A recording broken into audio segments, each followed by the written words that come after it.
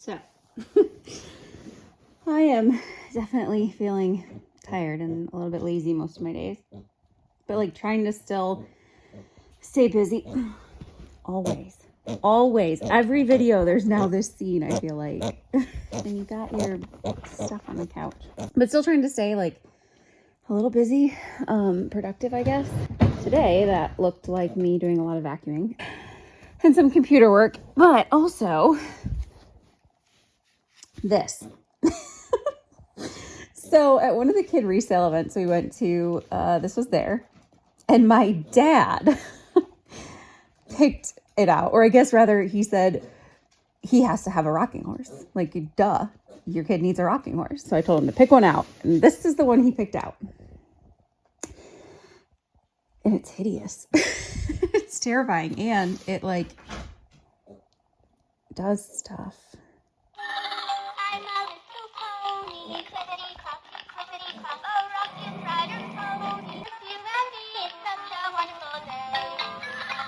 I want you all to know I stopped recording because it is so long. It's obviously used.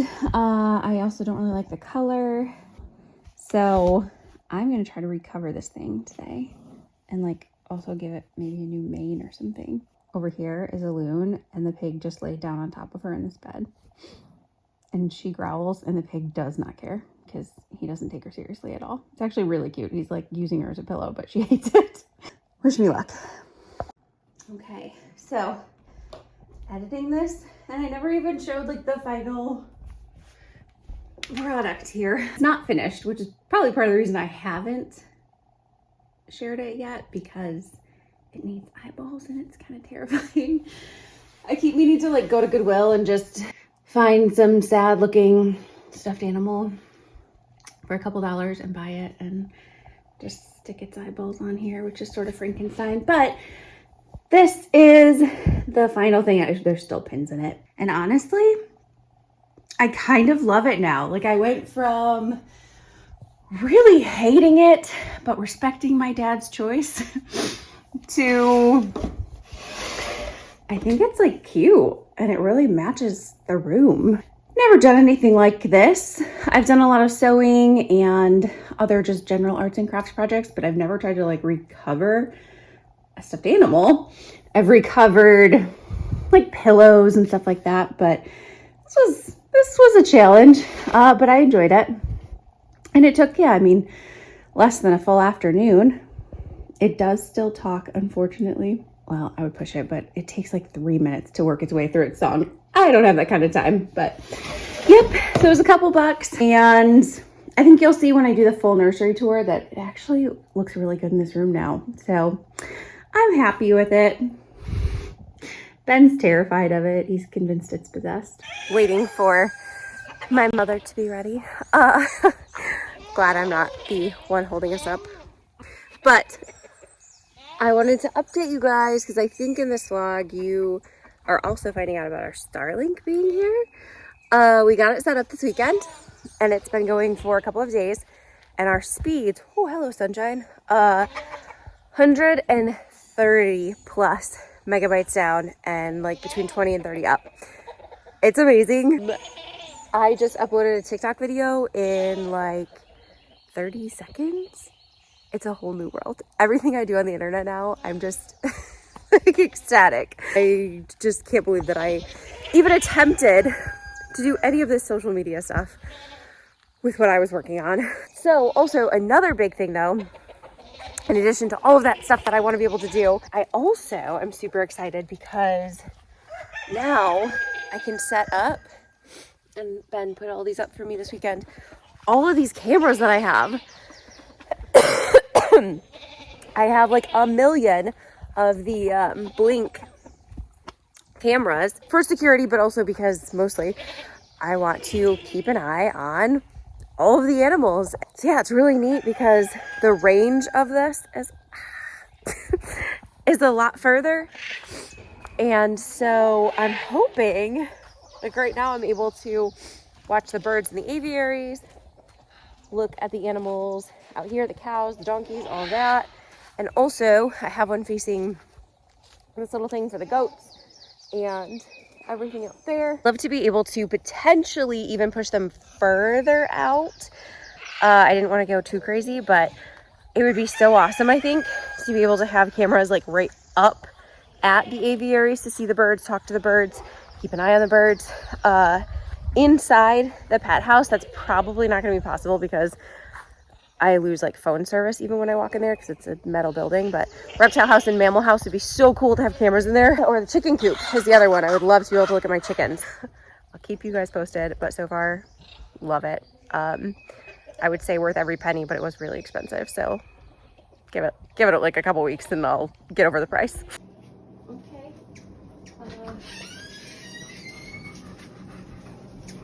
Go on.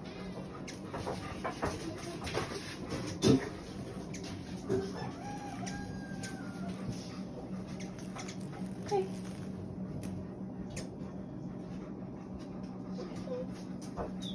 Okay.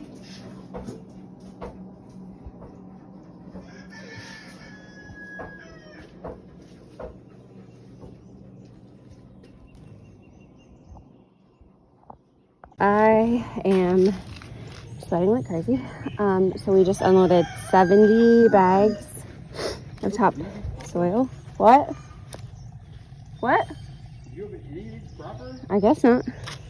70 bags of topsoil into our beds. First we had to weed the beds. Probably need a little more, but not gonna lie. I did 50 of them and I was going strong. Last 20, that like bending over, picking up, tearing open, spreading. Yeah. Whew. That's hard work. My days of bending over are coming to an end and this was a lot of it.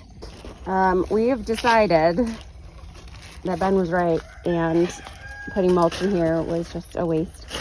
And so we need to switch. Yeah, I'm so proud. Yeah, he keeps smiling when we buy the little stones instead because that's going to be more expensive.